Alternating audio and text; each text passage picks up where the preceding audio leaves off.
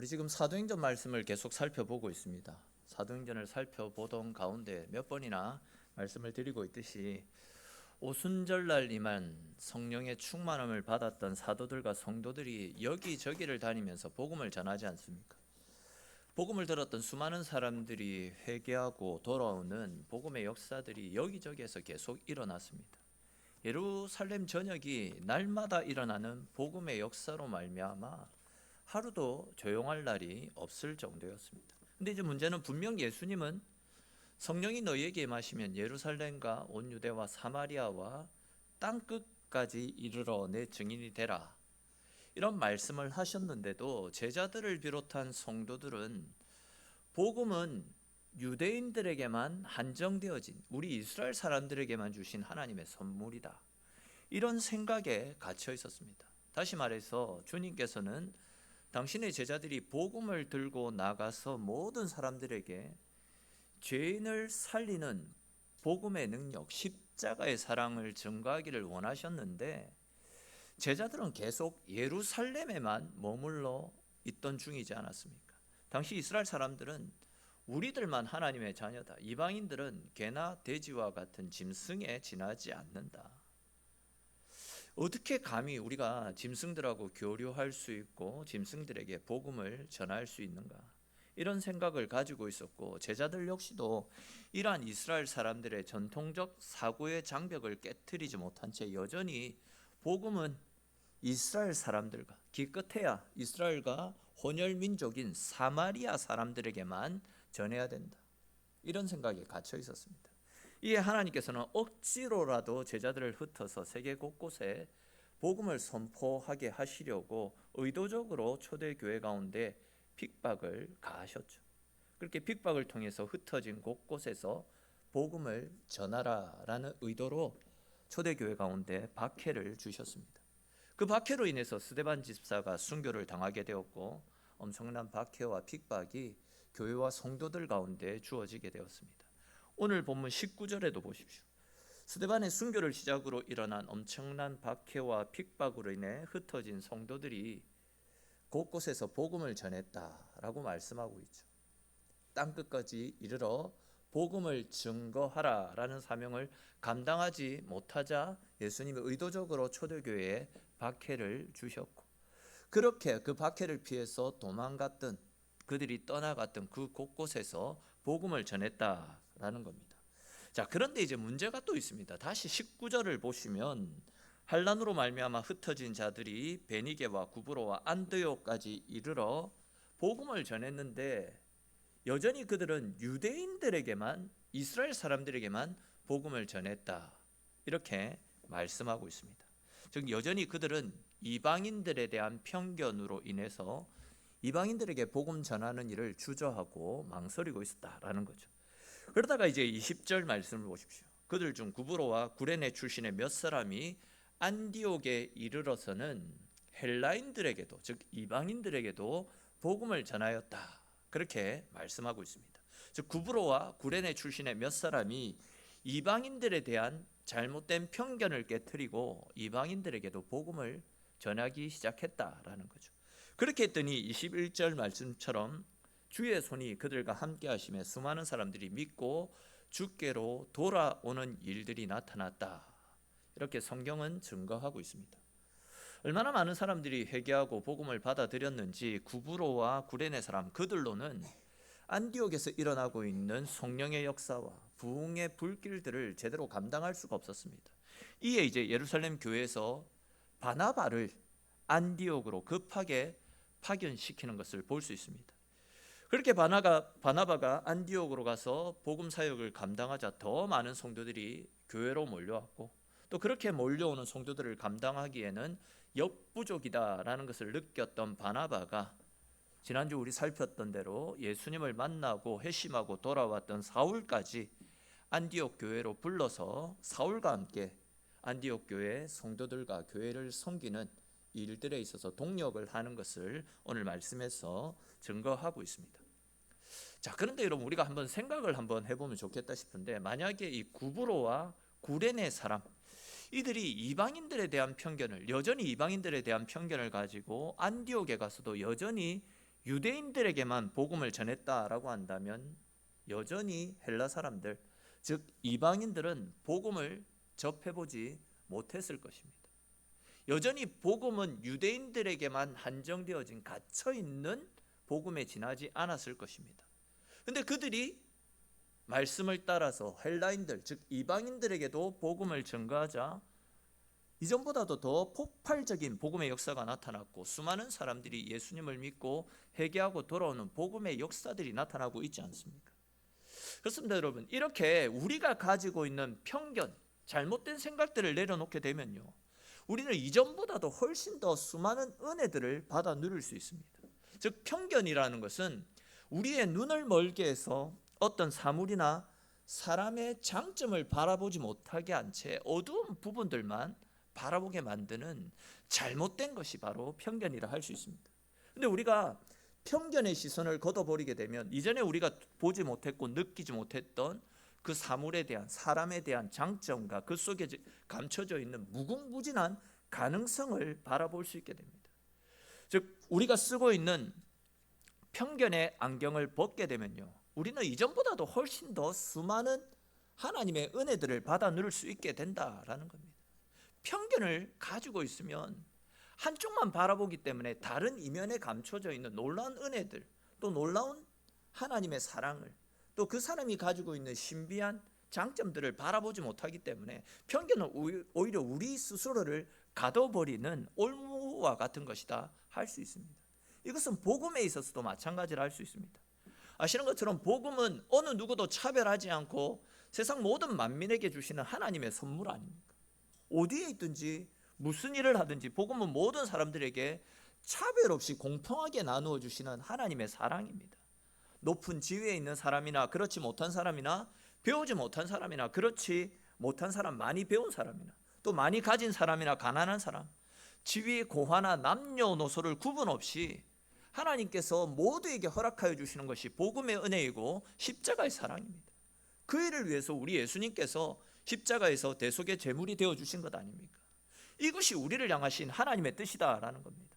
그런데 이제 문제는 그 복음을 대하는 우리의 태도에 잘못된 부분들이 너무 많이 있다라는 겁니다. 분명 주님께서는 복음은 차별 없이 예외가 없고 누구든지 주의 이름을 부르는 자들에게는 구원을 베풀어 주시겠다. 우리 주님 말씀하시지 않았습니까? 그런데 우리 역시도 당시의 유대인들처럼 복음에 대한 편견을 가진 채 살아가고 있습니다. 최근에 이제 전도해 오신 어떤 분과 이야기를 나누던 중에 그런 이야기를 하셨습니다. 내가 저 사람을 전도해야지 생각은 늘 하고 있었는데 내가 교회에 가자고 하면 저 사람이 싫다고 대답하진 않을까? 괜히 저 사람과 관계만 서먹해져서 오히려 전도하지 않는 것만 못한다라는 생각에 오랫동안 복음을 전하지 못하고 있었다라고 합니다. 주저하고 있다가 이제 시간이 한참 지나서 우연히 교회 이야기가 나오고 또 우연히 교회 나가보지 않겠냐라고 이야기했더니 기다렸다는 듯이 왜 이제서야 이야기하느냐 이런 반응을 보이며 교회에 나가겠다 그렇게 말씀하시며 교회에 오신 분이 있다라고 합니다. 사실 많은 분들의 생각 속에는 내가 아무리 복음을 전해도 저 사람은 복음을 받아들이지 않을 거야. 저 사람은 복음을 믿지 않을 거예요. 저 사람이 교회에 오면 교회의 질도 나빠지고 교회에 대한 소문도 나빠지게 될 거야. 오히려 저 사람이 오면 저 사람 때문에 교회에 분란만 일어나고 교회가 시끄러워질 거야. 이렇게 내가 가지고 있는 어떤 사람에 대한 편견 때문에 정말 소중한 영혼에게 복음 전하는 일을 주저하고 망설인 채 복음을 전하지 못한 채 살아가는 경우들이 너무 많이 있습니다. 근데 여러분 잘 아시는 것처럼 주님께서 이 땅에 오셔서 십자가를 지시고 대속의 제물이 되어주신 것은 의로운 사람, 세상에서 인정받고 잘 사는 사람, 누가 봐도 앞서가는 그런 사람들을 구원하고 살리기 위해서 오신 것이 아니라 세상 모든 사람들, 그 누구도 예외 없이 모든 사람을 살리기 위해서 이 땅에 오신 것 아닙니까? 오히려 우리 주님께서는 건강한 사람에게 병원이 필요한 것이 아니라 병든 사람에게 병원이 필요한 것이다 말씀하시며 연약한 자들이 주님 앞으로 나오는 것을 가로막지 말라고 분명히 말씀하셨습니다. 여러분 아시듯이 전도는 하나님께서 우리에게 말씀하신 가장 중요하고 가장 시급한 주님께서 명령하신 지상 최대의 명령임을 믿으시기를 축원합니다. 전도가 힘들어도 분명히 힘듭니다. 그러나 이것이 우리를 향하신 하나님의 뜻이기에, 우리를 향하신 하나님의 명령이기에 우리는 반드시 그 명령 앞에 순종해야 될 줄로 믿으시기를 바랍니다. 또한 전도를 할 때는 내가 가진 생각이 아니라 하나님의 마음으로, 하나님의 생각으로 복음을 전하고 전도를 할 수 있어야 됩니다. 저 사람은 절대 안 된다, 속단해서는 안 됩니다. 우리는 그저 하나님의 말씀을 따라 때를 얻든지 얻지 못하든지 말씀 앞에 순종함으로 주의 복음을 전할 수 있어야 됩니다. 지금도 하나님은 한 영혼 때문에 울고 계십니다. 한 영혼이 속히 주님 앞으로 돌아오기를 바라면서 애타게 그 한 영혼을 찾고 계십니다. 권면하여 내 집을 채우라 라는 것이 우리를 향하신 하나님의 마음입니다. 이러한 하나님 아버지의 마음을 잘 헤아려서 우리가 가지고 있는 잘못된 편견, 잘못된 시선들을 다 내려놓고 우리 주변에 있는 믿지 않는 많은 사람들에게 복음을 전하여 생명을 살리고 구원하는 일에 더욱더 열심을 내어서 하나님 앞에 잘했다 칭찬 들을 수 있는 저와 여러분들의 삶이 될 수 있기를 주님의 이름으로 축원합니다. 또 우리가 앞에서 살펴본 것처럼 박해를 피해서 안디옥으로 갔던 사람들이 헬라인에게도 복음을 전하지 않았습니까? 그렇게 헬라인에게도 복음을 전가하자 복음을 듣고 회개하고 뉘우치고 돌아서는 사람들이 걷잡을 수 없을 정도로 많아지게 되었습니다. 이 안디옥 사람들에게 보다 효과적이고 체계적으로 복음을 전가하고 훈련시키기 위해서 예루살렘 교회에서 안디옥 교회로 바나바라고 하는 사람을 파견 보냈습니다. 근데 이제 제가 올 초에 바나바 사역을 위한 훈련을 같이 우리 하면서 그때도 언급을 했듯이 오늘 본문에 나타나고 있는 바나바는 본명이 아니지 않습니까? 바나바의 본명이 무엇이라고 했는지 혹시 기억나십니까? 바나바의 본명이 무엇인지 아시는 분 있습니까? 바나바의 본명 우리도 잘 모르거든요. 근데 바나바가 본명이 아닙니다. 바나바의 본명은 요셉입니다. 요셉. 근데 사람들은 그를 부를 때에 본명인 요셉이라고 부르지 않고 바나바라고 오히려 그의 별명을 더 많이 불렀습니다. 여기에 나타나는 이 바나바라는 이름은 위로의 아들, 위로의 사람, 그런 뜻을 가지고 있습니다. 이 이야기를 조금 다르게 표현하면 그가 얼마나 다른 사람들을 잘 위로하고 잘 격려하고 사랑으로 안아주는 사람이었으면 그를 아는 모든 사람들이 그를 부를 때에 그의 본명인 요셉이라고 부르지 않고 바나바, 당신은 위로의 사람입니다. 당신은 위로의 아들입니다. 이런 식으로 그의 본명 대신 별명을 계속해서 불렀겠습니까? 아시는 것처럼 당시에는 예수를 믿는다라는 그 한 가지 이유만으로도 감옥에 갇히고 군사들에게 붙잡혀서 극심한 고문을, 핍박을 당하던 때였습니다. 그렇게 고문을 당하다가 불구가 되거나 심지어 사형을 당하는 사람들도 많이 있었습니다. 그렇게 많은 사람들이 예수를 믿는다라는 이유로 고난과 핍박을 당하자 고난을 당했던 당사자도 그렇고 그런 모습을 옆에서 가만히 지켜보고 있던 다른 성도들도 그렇고 환난과 핍박 때문에 믿음이 흔들리고 겁을 먹는 일들이 비일비재하게 일어나고 있었습니다. 내가 과연 이렇게 핍박과 고난, 환난을 받으면서 예수를 믿어야 되나? 이런 시험에 드는 사람들도 많이 있었습니다.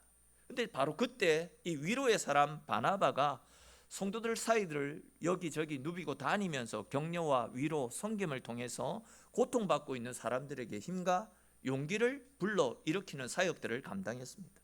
오늘 본문 23절에 나와 있는 것처럼 바나바가 안디옥에 있는 성도들에게 굳건한 마음으로 주와 함께 머물러 있으라라고 권면했다라고 말씀하고 있습니다.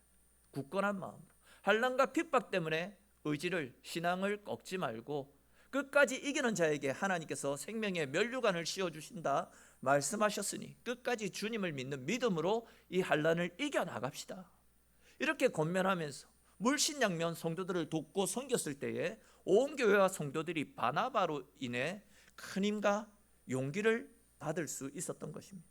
뿐만 아니라 상처받고 신음하고 있던 많은 사람들이 치유받고 회복되어지고 또 영적으로도 강건해지는 역사가 이 바나바 한 사람의 귀한 섬김과 돌봄을 통해서 교회 가운데 일어나고 있었던 것입니다. 바나바의 이러한 위로와 사랑에 힘입어서 수많은 사람들이 하나님의 위로를 기대하면서 교회로 몰려오게 되었고, 그 결과 안디옥 교회는 그 많은 환난과 핍박이 있었지만 그럼에도 불구하고 날마다 믿는 자들의 수가 더하는 말도 안 되는 기적들이 일어나고 있었습니다. 뿐만 아니라 그런 어려움 속에서도 서로를 위로하고 격려하면서 오히려 하나님의 사랑으로 세상을 돌아보고 섬겼던 안디옥 교회 성도들을 향해서 세상 사람들이 뭐라고 불렀습니까? 그리스도인. 야, 어떻게 저들은 저렇게 환난과 핍박을 받는 가운데서도 저렇게 항상 밝게 웃으면서 오히려 다른 사람들을 돕고 섬길 수 있지? 어떻게 저들은 저렇게 힘든 상황 속에서도 낙심하지 않고 자기 살 길을 열어가는 것도 힘들 건데 어떻게 다른 사람들을 돌아보며 섬기며 사랑을 베푸는 삶을 살 수 있지? 역시 예수 믿는 무리들은, 그리스도를 따르는 사람들은 다르구나. 저들은 진짜 특별한 사람이구나. 바로 그런 의미에서 안디옥 교회 성도들을 향해서 그리스도인이라고, 저들은 우리와 다른 무리다, 저들은 예수님을 따르는 특별한 무리다라는 그런 의도에서 안디옥 교회 성도들을 향해서 그리스도인이라고 불렀다라고 성경은 말씀하고 있습니다.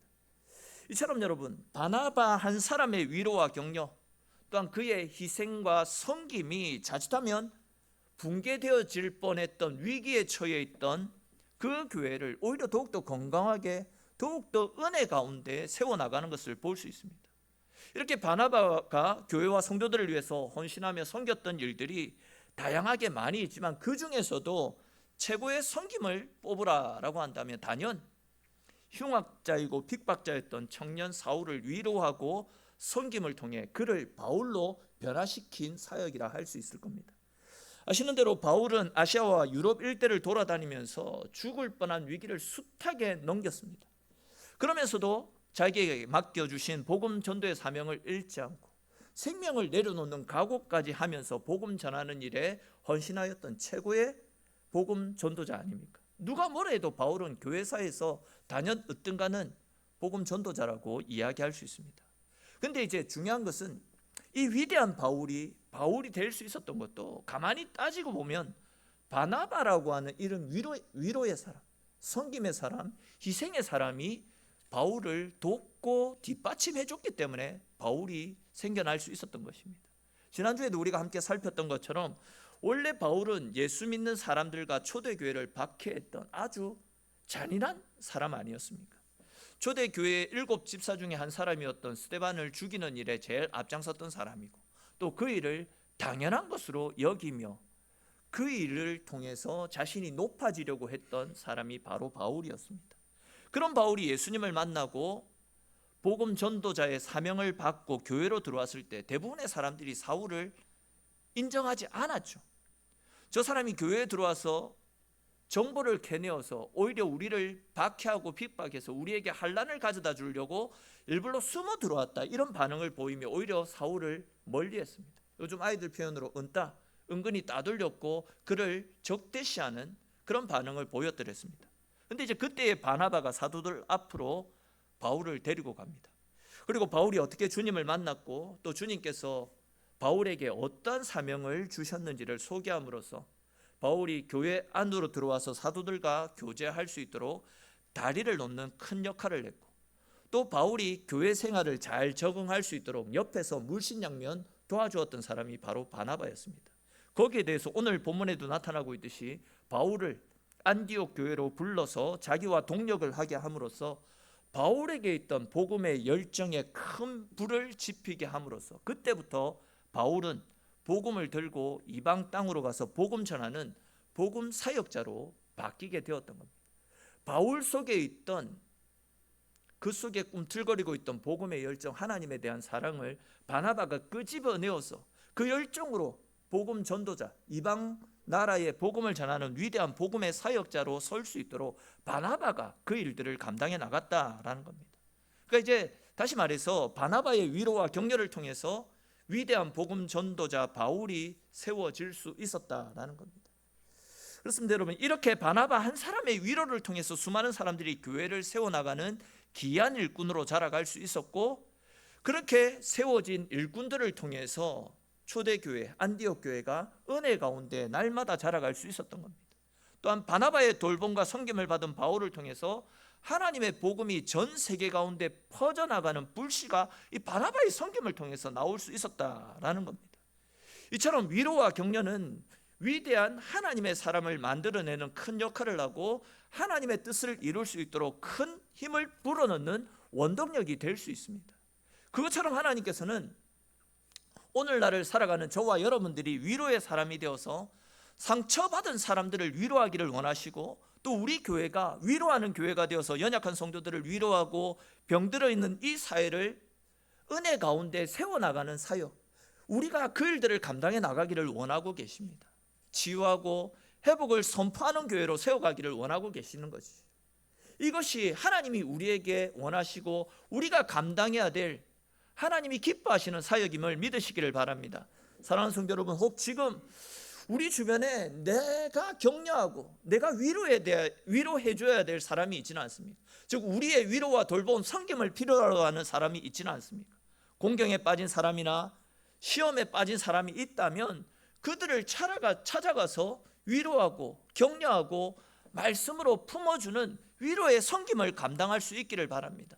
감당치 못할 어려움 때문에 어찌할 바를 모르는 사람이 있다라고 한다면 그 사람에게 찾아가서 특별한 관심을 가지고 위로와 섬김을 베풀 수 있어야 됩니다. 초대교회가 이렇게 바나바를 중심으로 다른 사람을 위로하고 또 섬기는 사역들을 잘 감당함을 통해서 위로와 섬김이 필요한 많은 사람들이 교회로 몰려왔던 것처럼 우리 한 사람 한 사람이 위로의 사람, 섬김의 사람, 돌봄의 사람이 되어서 사랑을 실천하며 나아갈 때에 우리 가운데 하나님의 풍성한 은혜가 임하게 될 줄로 믿고, 저와 여러분들 모두도 다른 사람을 위로하고 격려하는 가운데 주님의 몸된 교회를 주님 뜻대로 건강하고 아름답게 세워나갈 수 있게 되기를 주님의 이름으로 축원합니다. 잘 아시는 것처럼 예수님은 제자들의 배반 속에서 비참한 죽음을, 십자가의 죽음을 당하시지 않았습니까? 근데 주님은 죽음으로 끝나지 않았습니다. 3일 만에 다시 부활하셔서 제자들 가운데 찾아오셨습니다. 제자들 가운데 찾아오신 예수님께서 제자들에게 제일 먼저 하신 말씀이 무엇인지 아십니까? 평안을 선포하셨습니다. 너희 가운데 평안이 있을지어다. 제자들에게 평안을 선포하셨습니다. 솔직히 나를 배신하고 모두가 나를 버려두고 떠나간 사람들입니다. 그런 사람들을 향해서 왜 나를 배신하고 뿔뿔이 흩어졌느냐? 너희들 내가 준 사명을 감당하지 못하고 왜 이렇게 숨어서 비참하게 살아가고 있느냐? 책망할 일들이 너무 많이 있었습니다. 그럼에도 불구하고 예수님은 제자들을 책망하지 않고 오히려 그들에게 평안을 선포하셨습니다. 마태복음 28장에 나타나고 있는 말씀처럼 예수님을 배반하고 떠나간 것 때문에 죄책감에 빠져 있을 제자들을 위로하고 격려하며 오히려 그들에게 용기를 불어넣어 주시면서 온전한 사람으로 세워가시는 일들을 감당하셨습니다. 요한복음에도 나타나고 있듯이 예수님의 수제자인데도 예수님을 모른다 3번이나 부인하였던 베드로에게도 찾아가셔서 3번씩이나 네가 나를 사랑하느냐라고 물으시고, 너는 나를 부인했지만 나는 너를 포기하지 않았다. 네가 나를 사랑하는 줄 내가 알고 있으니까 나를 사랑하는 그 마음을 가지고 내 양을 먹이라 라는 말씀으로 넘어지고 실패했던 베드로를 오히려 품어주시고 감싸주시고 그에게 새로운 사명을 불러일으켜 주시는 것을 볼 수 있습니다. 예수님도 다른 사람을 책망하지 않았습니다. 예수님도 사랑으로 품어주셨습니다. 심지어 십자가의 죽음으로 내몰았던 그 제자들까지도 예수님은 사랑으로 안아주시지 않았습니까? 이렇게 예수님께서 다른 사람을 위로하고 사랑으로 감싸주시고 품어주셨던 것처럼 위로와 격려는 실수하고 넘어진 자들, 낙심 가운데 빠져있는 사람들을 살리고 새로운 힘을 불어넣을 수 있는 하나님의 힘이 됨을 믿으시기를 바랍니다. 그렇습니다. 여러분, 다른 사람을 세우고 격려하는 따뜻한 위로의 한마디는 생명을 살리는 엄청난 힘이 있습니다. 하나님께서는 우리 한 사람 한 사람을 통하여서 우리를 위로하시는 하나님의 음성이 세상 가운데 전달되어지기를 원하고 계십니다. 우리 한 사람 한 사람이 슬픔 가운데 있는 사람들, 아픔 가운데 있는 사람들, 또한 위로와 관심, 사랑과 격려가 필요한 사람들에게 하나님의 사랑과 위로를 전할 수 있는 그리스도의 편지가 되기를 우리 주님은 지금도 우리에게 바라고 계십니다. 우리가 전심으로 진심으로 아름답고 행복한 교회, 또한 하나님의 기쁨이 되어지는 건강한 교회를 세워나가고 싶다면 성도들 간에 따뜻한 위로와 사랑의 말, 격려의 말들을 아낌없이 행할 수 있어야 됩니다. 서로를 위하고 격려하면서 세워가는 사랑의 공동체가 주님이 우리에게 원하시는 공동체 아니겠습니까? 그렇습니다. 여러분, 우리는 우리의 마음문을 열어서 어려움을 겪고 있는 사람들을 바라볼 수 있어야 됩니다. 그리고 그런 사람들에게 다가서서 따뜻한 말 한마디라도 건넬 수 있는 위로자가 될 수 있어야 됩니다. 어려운 사람, 가난한 사람, 병든 사람, 고독한 사람, 죽어가는 사람들이 우리 주변에 많이 있지 않습니까? 그런 사람들에게 우리가 받은 십자가의 사랑을 가지고 우리를 용서하시고 기다려주시고 참아주신 주님의 그 사랑을 가지고 우리도 그들을 감싸 안고 그들을 위로하고 그들을 격려하는 삶을 살 수 있어야 됩니다. 위로의 말 한마디는 사막이 오아시스로 변하는 것처럼 생명을 살리는 역사가 있습니다. 위로가 있는 가정이 평안하고 사랑이 넘치게 되고, 위로가 있는 직장이 성장하게 되고, 위로가 있는 교회가 하나님이 기뻐하시는 모습으로 건강하게 세워지게 될 줄로 믿으시기를 바랍니다. 우리가 후반기 이제 또 사역들을 눈앞에 두고 있습니다. 후반기 사랑방 모임을 시작하게 되면 우리 사랑방 식구들, 또 우리 기관 식구들 더 많이 격려하고 더 많이 위로하고 더 많이 감싸줄 수 있었으면 좋겠습니다. 솔직히 우리 뭐 다 잘았는데 누군가가 우리를 책망하고 질책하고 잔소리한다고 우리가 바뀌게 되겠습니까? 안 바뀝니다. 아무리 사랑의 마음으로 하는 잔소리라고 할지라도 그렇게 잔소리를 늘어놓게 되면 오히려 관계만 틀어지고 내만 홀로 고립될 뿐입니다. 대신에 말 안 듣고 변화되지 않을 것 같은 사람도 사랑의 마음으로 오히려 격려해주고 칭찬해주고 용기를 붙들어주고 하나님의 사랑으로 품어보십시오. 그리고 그 영혼을 위해서 간절하게 기도해 보십시오. 잔소리하는 것보다도 훨씬 더 놀랍게 성장해 나가는 하나님의 은혜를 우리의 눈으로 보게 될 것입니다. 예수님도 책망하지 않았습니다. 당신을 배반하고 떠나갔던 그들을 오히려 사랑으로 감싸주셨는데 우리가 왜 다른 사람에게 잔소리하고 싫은 소리하고 꾸짖고 책망함으로써 관계만 멀어지는, 어색해지는 그런 삶을 사는 것입니까? 잘 아시는 대로 우리가 사는 이 세상은 심각한 치열한 영적 전쟁터입니다. 여러분들 다니는 학교, 직장, 만나는 사람들 영적 전쟁터에서 만나는 일들입니다. 영적 전쟁터에서 치열하게 영적 전쟁을 펼치다가 상한 마음, 찢겨진 심령, 아픈 마음을 안고 겨우겨우 살아가지고 겨우겨우 교회에 나왔는데 교회에서마저도 다른 사람들로부터 위로받지 못하고 이런저런 잔소리를 듣고 싫은 소리 듣고 책망과 꾸짖 듣는 소리를 듣게 된다면 그 심령이 어떻게 되겠습니까? 교회마저도 위로받지 못한다면 도대체 어디에서 위로를 받을 수 있겠냐라는 겁니다. 다른 사람을 향한 사랑의 잔소리도 다 그치고 이제는 서로를 격려하고 위로하면서 하나님의 사랑으로 주님의 교회를 섬겨 나갈 수 있어야 됩니다. 서로의 아픔을 만져주고 이마에 흐르는 땀도 닦아주고 눈에 고인 눈물도 서로 닦아주면서 격려해주는 삶을 살 수 있어야 됩니다. 다들 공감하시겠지만 사람은 누구나 관심과 위로가 필요한 존재입니다. 위로가 필요 없는 사람은 단 한 사람도 없습니다. 우리는 이 땅 가운데 살면서 우리 자신을 완전히 이해해주고 위로해 줄 수 있는 사람을 만나고 싶어 합니다. 누군가로부터 칭찬을 듣게 되면 그 작은 칭찬 한마디가 오늘 하루 내가 살아갈 수 있는 커다란 원동력이 되어지지 않습니까? 그런데 애매한 소리, 책망하는 소리, 잔소리 이런 것들을 듣게 되면 하루 종일 기분이 망가져가지고 그날 하루 종일 되는 일도 없고 하루 종일 심각한 상태에 빠져서 허우적거리는 것이 우리네 인생입니다. 칭찬으로 세워주는 말, 격려해주는 말, 섬기는 말, 사랑의 메시지가 결국은 다른 사람을 세우고 그 사람이 세워지게 될 때 주의 은혜 가운데 또한 교회가 건강하게 세워질 수 있는 겁니다. 이런 위로의 말, 격려의 말 누가 하겠습니까? 저와 여러분들이 위로와 격려의 말을 주의 성도된 우리들을 서로를 세우고 건강하게 세워나가는데 귀하게 쓰임받을 수 있기를 바랍니다. 여러분들이 하십시오. 내가 해야 됩니다. 누군가가 하겠지 그런 생각하지 마시고 내가 먼저 앞장서서 옆에 있는 사람들, 함께 주님의 교회를 세워나가는 사람들을 격려하십시오. 그래야 아픔을 당하고 있는 사람들을 만져주시고 절망 가운데 빠져있는 사람, 시험에 빠져있는 사람들을 위로하고 격려하는 일을 다른 사람이 아니라 내가 먼저 하겠다라는 생각으로 다른 사람들을 격려하고 칭찬하고 사랑의 말들을 아낌없이 날마다 행할 수 있기를 바랍니다. 그런 측면에서 우리 옆에 있는 분들을 앞뒤로 한번 바라보면서 서로 위로하고 격려하는 시간을 가져봅시다. 우리 권기근 성도님, 저 보면 안 됩니다. 옆에 아리따운 아내를 바라보십시오. 그리고 또 앞뒤로 저 보지 말라고요. 옆에 우리 교회 얼마나 좋은 교회입니까? 부부끼리 이렇게 사랑의 말, 격려의 말을 할 수 있게 하고 형제들끼리 또 우리 성도들끼리 격려의 말을 할 수 있게 너무 좋은 교회입니다. 우리 이렇게 격려합시다. 당신과 함께 예배드림이 저에게 기쁨이 됩니다. 당신과 함께 예배드림이 저에게 기쁨이 됩니다. 당신을 보니까 하나님을 보는 것 같아 마음이 평안합니다. 당신을 보니까 하나님을 보는 것 같아 마음이 평안합니다. 민지야, 옆에 우리 이재원 성도한테 격려 한마디 하라니까 왜 내를 보고 있어?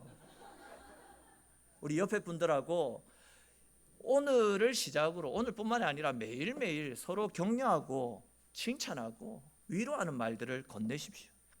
이런 말들이 우리의 삶 가운데 생활 속에 자리 잡히게 될 때에 그 작은 한마디를 통해서 다른 사람이 힘을 얻고 생명이 살아나는 역사가 일어나게 될 것입니다. 우리가 그런 사랑을 하나님으로부터 받은 사람들 아닙니까? 우리의 행위만 보면 하나님으로부터 책망 듣고 꾸짖음 듣고 질책당해서 오히려 고난 가운데 빠져야 되는 것이 우리의 모습인데, 하나님은 그런 우리를 책망하시기보다도 그런 우리를 사랑하시며 그런 우리를 살리기 위해 십자가에서 대속의 죽음을 당해 주셨습니다. 우리가 뭐라고, 하나님께서 그런 우리를 살리기 위해서 엄청난 희생을 감당해 주셨습니다. 그 사랑을 받은 사람들답게 이제 우리도 바나바처럼 위로의 사람, 격려의 사람이 되어서 하나님의 사랑, 십자가의 사랑을 실천하며 주의 은혜 가운데 다른 사람을 돌아보게 될 때에, 그런 삶이 우리의 생활 가운데 자리 잡히게 될 때에 교회가 은혜 가운데 더욱더 건강하고 아름답게 세워지게 될 것입니다. 간절히 바라기는 우리 교회에 속한 모든 성도님들이 위로의 사람, 소망의 사람, 희망의 사람이 되어서 사랑으로 하나 되어서 다른 사람들을 돌아보고 섬김을 통해 지금보다도 더 건강하고 지금보다도 더 행복하고 지금보다도 더욱더 은혜 가운데 세워져가는 우리 교회 될 수 있기를, 저와 여러분들의 삶이 될 수 있기를 주님의 이름으로 간절히 축원합니다. 우리 오늘 주신 말씀들을 생각하면서 함께 같이 기도합시다. 바나바 한 사람을 통하여서 안디옥 교회가 은혜 가운데 세워질 수 있었습니다. 숱한 위기와 아픔과 고난 때문에 교회가 분비박산 날 수 있는 그런 위기에 처해 있었지만 위로의 사람, 섬김의 사람을 통해 오히려 그 위기가 기회가 되어서 교회가 더욱더 건강하고 은혜 가운데 세워질 수 있었습니다. 또 사울이 바울이 되는 복음의 일꾼으로 새롭게 거듭나는 밑거름이 되어졌습니다. 이처럼 위로와 격려는 다른 사람을 살리고 생명을 구원할 수 있는 엄청난 힘이 있습니다. 우리 시간 같이 기도 드릴 때 내가 하는 언어들이 어떤 언어들인지 우리 자신을 한번 돌아봅시다. 다른 사람들에게 상처 주고 아픔을 주고 다른 사람들에게 부담을 가져다 주는 그런 말들로 아프게 하지는 않았는지 우리 자신을 돌아보면서, 이제 주님, 나도 바나바처럼 생명을 전하고 사람을 살리고 위로하고 격려하는 위로의 사람, 위로의 아들이 되어져서 우리의 성김과 헌신을 통해 주의 교회를 더욱더 아름답고 건강하게 세워나갈 수 있도록 주님, 내가 그 위로의 사람이 되어서 주님의 교회에 더욱더 귀한 일꾼으로 쓰임받을 수 있도록 은혜 베풀어 달라고, 또 우리 각자에게 주신 말씀을 가지고 하나님의 도우심을 구하며 함께 같이 기도드리겠습니다.